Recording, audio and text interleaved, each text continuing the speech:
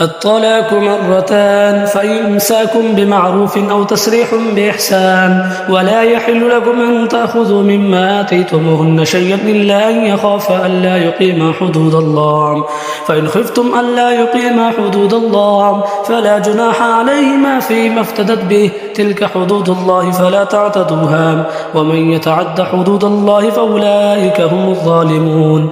فإن طلقها فلا تحل له من بعد حتى تنكح زوجا غيره، فإن طلقها فلا جناح عليهما أن يتراجعا إن ظنا أن يقيما حدود الله، وتلك حدود الله يبينها لقوم يعلمون.